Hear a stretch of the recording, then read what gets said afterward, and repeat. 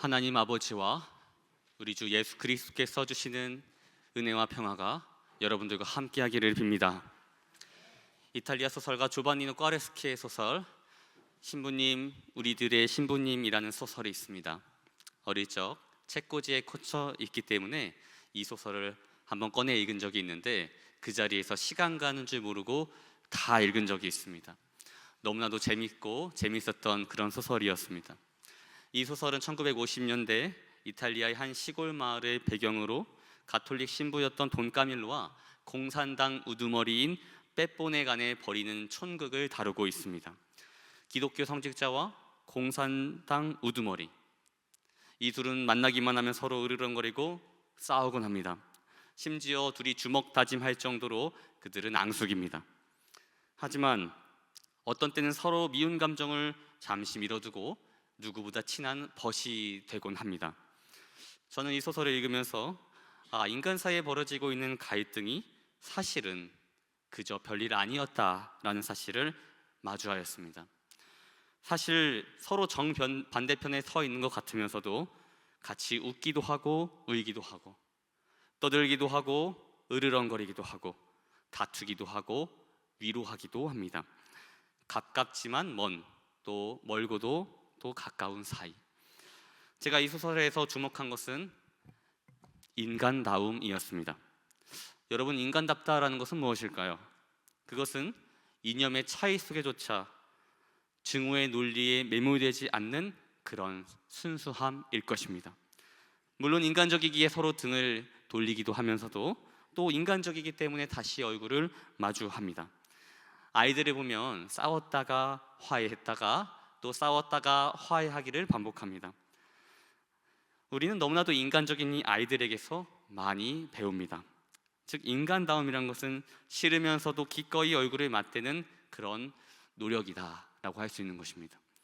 비록 갈등은 있지만 동시에 그 갈등은 화해로 이어지고 대립은 연대로 이어지며 오해는 이해로 전환됩니다.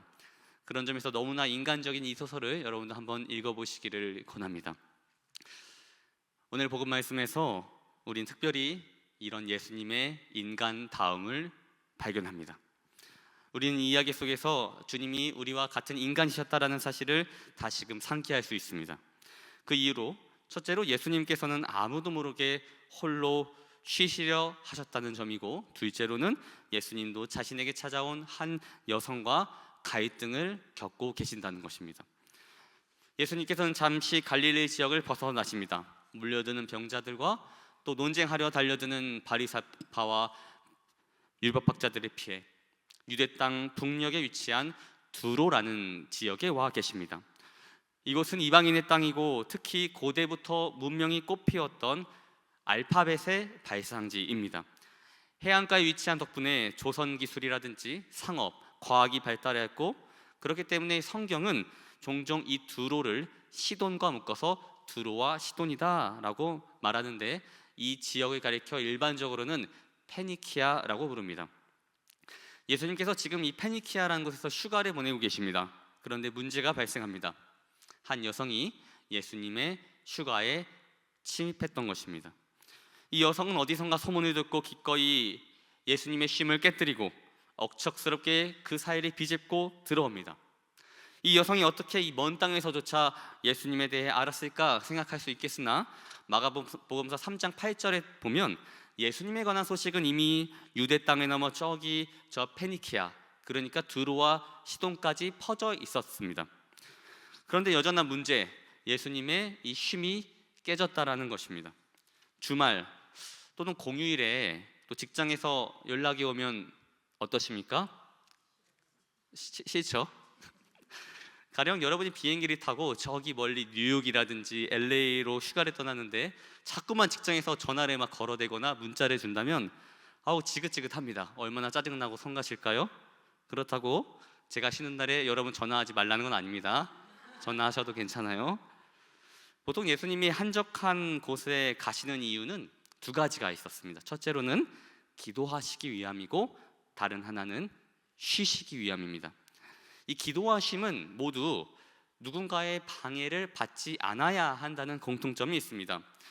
기도가 영적인 회복을 위한 것이라면 쉼은 육적인 회복을 위한 것입니다. 그렇기 때문에 온전히 자기만의 시간이 필요합니다. 이 순간은 에너지를 쓰는 순간이 아니라 에너지를 충전하는 시간입니다. 한적함 가운데 머물면서 온전히 쉼을 누리는 것, 영적으로나 육적으로나 회복하는 시간은 반드시 필요합니다.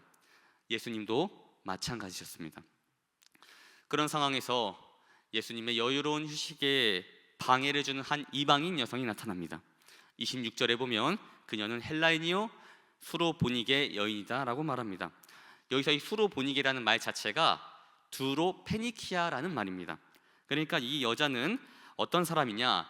그녀는 첫째로 헬라인이었고 구체적으로는 페니키아 사람이었고 더 구체적으로는 두로 사람이다라는 것입니다. 예를 들면 이런 거요. 아시아 사람 중에 한국인, 또 한국인 중에 제주 사람, 이렇게 특정 짓는 것이죠. 이 여성은 예수님께 다가가 말하기를 엎드려 자신의 딸이 귀신에 들렸으니 그 귀신을 내쫓아 주십시오라고 간곡히 부탁합니다. 그런데 여러분 성경을 읽었으면 아시다시피 예수님의 반응이 어떻습니까? 냉랭하죠. 아마도 복음서를 통틀어서 예수님의 이런 냉랭하고도 무례한 반응은 찾아보기 어려울 것입니다. 바리새파나 율법학자들에게 보인 어떤 적대와는 또 다른 차원의 모습입니다. 심지어 사랑하는 딸을 향한 간절함을 품고 나온 한 어머니에게 인종차별적인 발언까지 서슴없이 하고 계시는 예수님입니다. 예수님께서 이렇게 말씀하셨죠. 자녀의 떡을 취하여 개들에게 던지는 것이 마땅치 아니하니라. 그런데 이 말을 자세히 보면 단순히 예수님의 이런 반응이 쉼이 깨졌기 때문에 나오는 짜증이라 볼 수 있는가라는 것입니다. 예수님이 그저 자기 감정에 사로잡혀서 이런 무례함을 내보이셨다면 실망스럽습니다. 분명 예수님에게는 다른 이유가 있었음이 분명합니다. 예수님은 자타공인 비유의 장인입니다. 그분의 화법에는 비유가 많습니다. 보통 비유란 빗대어 말하는 간접 화법입니다. 그런데 오늘 말씀에서 비유는 직접 화법보다 더 직설적이면서도 날카롭습니다. 예수님이 말씀하십니다. 자녀에게 줄 빵을 개에게 던져주는 것은 옳지 않다. 여기서 자녀들은 누굽니까? 이들은 예수님과 같은 유대인들입니다. 그렇다면 개는 예수님을 찾아온 이 여성과 같은 이방인들입니다. 그리고 빵은 예수님으로부터 얻을 수 있는 구원입니다. 이렇게 말씀하심으로써 예수님은 그녀의 딸에게서 귀신을 내쫓지 않겠다라고 분명하게 자신의 의지를 표명하셨습니다. 그러니까 지금 예수님께서 보이콧을 하신 거예요. 기적을 거부하신 것이죠. 그저 예수님의 쉼이 깨졌다는 이유만으로 예수님께서 그녀에 대해 이렇게 무례하게 대하셨다면 그저 예수님은 자기 기분대로 행동하는 범인에 불과할 것입니다. 사실 이러한 모습은 우리에게도 당혹스럽습니다. 예수님의 모습이 낯설게만 느껴집니다. 평소에 우리가 알던 자비롭고 따사로운 그런 주님은 온데간데 없고 냉소적이면서도 심지어 무례하게까지 한 이 예수님의 모습은 너무나도 원망스럽습니다. 그렇기 때문에 이 본문은 난해한 것입니다. 쉼을 방해했다는 이유에서든 또는 그가 유대인이 아니라 이방인이란 이유에서든 예수님께서 보인 반응은 그 어떤 것이라도 정당치 못합니다. 사실 지성인이라면 누구나 이렇게 생각할 것입니다. 심지어 이방인들을 향해 너희는 개다, 개 같은 것들이다 라고 말하는 것은 지나치지 않겠습니까? 그래서 영국의 철학자 버틀란트 러셀은 자신의 책 나는 왜 그리스도인이 아닌가에서 소크라테스가 예수보다 훨씬 훌륭하다라고 말합니다. 적어도 소크라테스에게는 이런 도덕적 결함이 없기 때문이라 생각했던 것 같습니다. 또 어떤 사람들은 이런 예수님을 향해 그는 인종차별주의자다 혹은 성차별주의자다라고 조소를 건넵니다. 그러나 제가 이 자리에서 주목하고 싶은 한 가지는 우리가 살고 있는 이 시대는 고대 시대가 아니라 현대라는 것입니다. 그리고 현대와 이 고대는 다르다라는 것입니다. 우리가 살고 있는 이 현대 시대는 다원성이라는 것이 보장되고 종교와 정치 그리고 많은 삶의 요소들이 세분화되어 있습니다. 그렇기 때문에 단순하게 보면 이런 예수님의 발언에 대해서 현대적인 불쾌감을 가질 수는 있겠으나 그것보다 먼저 우리가 이 고대 세계관 안에서 예수님의 말과 행동을 이해해야 할 것입니다. 당시 세계관에서 종교란, 정치란, 경제란, 문화란 이 모든 것들은 오늘날처럼 분리될 수 있는 것이 아닙니다. 유대인으로 태어나면 유대인의 종교, 유대인의 문화, 유대인의 경제, 유대인의 정치 그 세계관 안으로 자동 편입되어 살아갑니다. 옆집에 사는 사람도 유대인이고 앞집에 사는 사람도 유대인이고 뒷집에 사는 사람도 유대인입니다. 그러니까 같은 동네 사람들, 마을 사람들, 도시 전체가 같은 세계관을 공유하면서 살아갑니다. 반대로 페니키아 지역에 태어난 사람들도 마찬가지입니다. 그들도 그들 나름의 세계관을 공유하면서 살아갑니다. 거기에는 어떤 특별한 선택이라든지 큰 자유가 존재하지는 않습니다.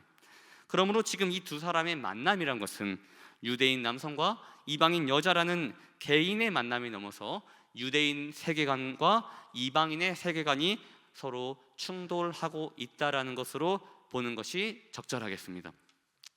사실 이러한 세계관의 충돌은 성경 내내 그려져 왔습니다. 유대인의 세계관은 계시적 세계관입니다. 하나님이 자신을 드러내신 상태입니다.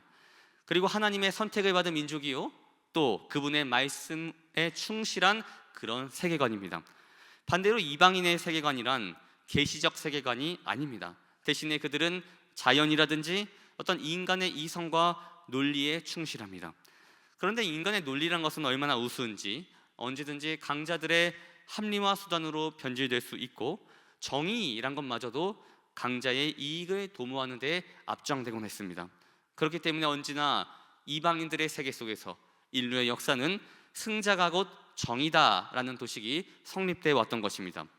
그래서 이방인들의 세계관, 그것이 이집트였건 페르시아였건 바벨론이었건 그리스였건 로마였던 간에 그들에게 공통적으로 나타나는 한 가지 현상이 있다면 그것은 제국 팽창주의였습니다. 이런 이방인들의 세계관에서 그들이 섬기던 신들은 제국의 강성함이라든지 확장, 그것에 대한 정당성을 보증하였습니다. 그렇기 때문에 보통 구약에서 나타나는 그런 이방신들의 대표적인 특징 두 가지를 꼽자면 하나는 풍요요, 다른 하나는 전쟁입니다. 즉 성경에서 말하는 이방 종교로서 우상 숭배의 본질은 풍요와 전쟁 이데올로기의 철저한 옹호라는 것입니다. 이런 맥락에서 이 페니키아란 지역에 주목해 볼 만합니다. 이 페니키아의 주신은 바알이란 신이었습니다. 바알은 당시 풍요의 신으로 알려졌는데 페니키아뿐 아니라 가나안 일대의 주신이기도 했습니다. 이런 세계관을 가진 사람들은 자신의 세력, 자신의 영역을 팽창시키는 것이 굉장히 자연스러운 일이었습니다. 그래서 페니키아 사람들은 지중해 일부와 북아프리카에 식민지를 건설하였고 특히 북아프리카에 건설한 식민지가 오랜 시간 로마와 패권을 두고 다투었던 카르타고라는 나라였습니다. 이 카르타고 출신 중에 가장 유명한 사람이 있는데 바로 그 유명한 한니발이라는 사람입니다. 한니발은 로마를 멸망 직전까지 몰고 갔던 위대한 장군이요 천재적인 지략가입니다. 군사를 통솔하는 능력은 가히 손에 꼽히는 그런 군인입니다. 그래서 로마에서는 한니발이 엄청나게 공포의 대상이었는데 아이들이 말을 안 들을 때마다 아이들에게 너 계속 말 안 들으면 저기 문 밖에 한니발이 너 잡아간다 이렇게 겁을 주면 아이들이 말을 잘 듣거나 울음을 뚝 그쳤다고 합니다. 우리로 치면 문 밖에 뭐가 와 있다? 호랑이 와 있다라는 그런 느낌인데요. 이 카르타고 출신의 가장 유명한 사람 한니발, 그 이름의 뜻이 무엇이냐면 바알의 은총이라는 뜻입니다. 이름 안에도 바알이 있죠. 한니발. 이런 영향들이 전부 어디서 왔냐? 예수님께서 지금 계시는 곳 페니키아에서 온 영향입니다. 그리고 오늘날 여전히 ABCD, EFG 알파벳이 사용되잖아요. 그것도 어디서 시작되었냐? 이 페니키아에서 시작된 것입니다. 출애굽한 이스라엘 백성들은 가나안에 정착합니다. 그 정착 과정에서 가나안의 토착 신앙이었던 바알 신앙과 치열한 다툼을 벌여야 했습니다. 그리고 마침내 바알 신앙을 몰아내고 야훼 신앙으로 나라를 세워갑니다. 그런데 왕국 시대에 접어들면서부터 이 바알 신앙이 다시금 이스라엘의 신앙을 오염시키는 일이 발생하였는데, 때는 아합이 북이스라엘을 다스리던 때였습니다. 아합은 정세에 굉장히 밝은 사람이었습니다. 성경은 그를 악인 중에 악인이라고 묘사하지만 실제로 그는 굉장한 지략가요, 합리적인 정치가였습니다. 그래서 페니키아와도 정략적인 관계를 맺으려 했고, 페니키아의 공주를 데려와 자신의 아내로 삼았으니 그가 그 유명한 이세벨입니다. 그런데 시간이 흘러 아주 끔찍한 일이 벌어집니다. 당시 아합은 자신의 별장 근처에 있던 어떤 비옥한 땅을 자신의 정원으로 삼고자 했습니다. 그 땅의 주인은 나봇이라는 사람이었는데, 아합은 나봇에게 찾아가 내가 좋은 땅으로 바꿔줄 테니 그 땅을 자신에게 달라고 요청합니다. 또 만일 현금이 필요하다, 그럼 내가 시가로도 주겠다라고 말합니다. 그런데 이스라엘에서는 아무리 왕이라고 할지라도 토지를 양도받거나 그것을 함부로 빼앗을 수 없었습니다. 땅이란 것은, 이 토지란 것은 지파와 가문별로 하나님으로부터 분배받은 것이기 때문입니다. 그래서 신명기 19장에 따르면 하나님께서는 땅의 경계를 옮기지 말라고 명령하셨고, 나봇은 이 말씀을 근거로 아합의 요구를 단칼에 거절하였습니다. 왕의 말보다 하나님의 말씀이 그 사회에서는 훨씬 더 강력하게 작동했던 것입니다. 이렇게 아합은 속상한 마음에 식음을 전폐하고 끙끙 앓았습니다. 그것을 옆에서 지켜보던 이 페니키아의 공주 이세벨이 아합에게 묻습니다. 여보, 무슨 일인데 그렇게 울상이에요? 이 자초지종을 들은 이세벨이 어이가 없었는지 아합에게 이렇게 말합니다. 이보세요, 왕처럼 행동하세요. 왕처럼 일어나서 좀 뭐 좀 잡수시고 기분을 푸시고 내가 그 땅을 당신에게 드리겠습니다. 그리고 이세벨은 사람을 매수해서 나봇을 모함하고 그를 죽입니다. 그가 하나님과 왕을 모독했다는 누명을 뒤집어 쓰게 하고 그를 살인합니다. 그리고 그의 포도원을 빼앗아 아합에게 전달합니다. 이 극악무도한 사건에 대해서 열왕기상 21장 23절은 이렇게 기록합니다. 여호와께서 말씀하여 이르시되 개들이 이스라엘 성읍 곁에서 이세벨을 먹을지라. 이 사건은 이스라엘의 신앙이 이 페니키아의 신앙에 의해서 무너진 대표적인 사건입니다. 하나님의 정의가 강자의 이익에 의해 훼손되고 하나님의 그 거룩한 질서가 바알에 의해 붕괴된 그런 계기. 아이러니하게도 이때 활동했던 북이스라엘의 예언자는 가장 능력 있고 탁월했던 그 엘리야였음에도 불구하고 그의 고군분투는 무색했습니다. 이런 종교적 맥락 안에서 예수님과 이 페니키아 여성의 만남을 생각해 봅시다. 이런 배경을 감안한다면 유대인 남성이자 하나님의 아들로서 바알적 세계관에 거부감을 가지고 계시는 것은 예수님께 너무나 당연한 일입니다. 심지어 곤비한 와중에 자신이 찾아온 이 페니키아 여성을 향해 예수님은 그녀를 개에 빗대어 말씀하십니다. 그러나 이에 굴하지 않고 이 페니키아 여인의 반론이 시작됩니다. 그 첫 마디는 무엇이었습니까? 주여, 주여. 이 본래 페니키아 여인에게 주님, 그는 누구에겠습니까? 바알신입니다. 주님이란 호칭은 자신이 떠받드는 바알신에게만 사용할 수 있는 그런 단어입니다. 그런데 놀랍게도 이 페니키아 여성은 유대인 한 남성을 향해 주님이라고 부릅니다. 예수님은 분명 그에게 개라고 말씀하셨지만 누구보다 절실했던 그녀는 자신 앞에 있는 한 능력 있는 유대인 남성이 평범한 인간이 아니라 하나님의 아들이란 사실을 믿고 그를 향해 주님이라고 고백합니다. 재밌는 것은 마가복음서 전체를 살펴보면 예수님의 주님이라고 고백한 사람이 딱 한 사람이 있는데 그가 바로 이 페니키아 여자입니다. 또한 그녀는 자신들이 개라는 사실을 겸손히 인정합니다. 즉 예수님의 비하 섞인 저 무례한 발언은 사실은 하나님을 알지 못하는 이방인들을 향한 경고의 말씀이시면서 동시에 그녀의 믿음을 시험하는 시험대였던 것입니다. 이어서 29절에 예수님께서 말씀하시기를 이 말을 하였으니 돌아가라. 귀신이 내 딸에서 나가느니라. 여기서 주목할 것이 무엇입니까? 이 말을 하였으니. 그 말은 무엇입니까? 이 여인이 예수님께 주여 옳습니다 당신이 옳습니다. 바로 그 한마디입니다. 그렇다면 이 고백이 그녀에게 가져온 구원은 무엇입니까? 단순히 딸에게서 귀신이 나가는 축기에 그쳤겠습니까? 그렇지 않습니다. 그녀는 주님이란 한마디로 자신의 세계관을 버리고 예수 그리스도의 세계관으로 들어간 것입니다. 이것은 대단히 한 용기요 결단입니다. 기존의 삶을 포기하고 새로운 세계로 입성합니다. 과학 철학자 토마스 쿤의 용어를 빌리면 패러다임의 전환이 일어난 순간입니다. 그녀는 이제 자신의 삶에서 많은 부분을 포기해야 할 것입니다. 자신이 소중히 생각했던 것들, 자신의 삶의 많은 관계들, 가족, 친척, 이웃과의 관계마저도 단절할 수도 있습니다. 당시 종교란 것은 그 삶의 전부였기 때문입니다. 그러나 그녀는 이제 자신의 안락한 인생 그것을 택한 것이 아니라 예수 그리스도로부터 오는 영원한 생명을 택하였습니다. 그녀는 이제 일개 페니키아 여인이 아니라 이방인 여성이 아니라 하나님의 백성 그리스도의 제자가 되는 삶을 선택한 것입니다. 더군다나 이 이야기는 예수님과 이 여인이 아무도 모르게 독대한 그런 이야기입니다. 이 이야기에는 목격자도 없고 당사자들만 있습니다. 허나 성경의 이야기는 대부분 목격자들의 증언입니다. 그렇다면 이 이야기는 어떻게 목격자 없이 성경에 수록될 수 있을까? 그것은 간단합니다. 이 여인이 당사자요, 증인이요, 목격자가 된 것입니다. 이 사건이 그저 그녀의 딸에게서 일어난 축기에 그쳤다면, 더 나아가 이 여인이 예수 그리스도를 택하지 않았더라면 이 이야기가 성경에 기록될 하등의 이유가 없습니다. 그러므로 이 사건이 성경에 기록되었다는 것을 증거 삼아 우리는 이 여인이 복음의 전승자요 훗날 교회의 일꾼이 되었음을 확신할 수 있는 것입니다.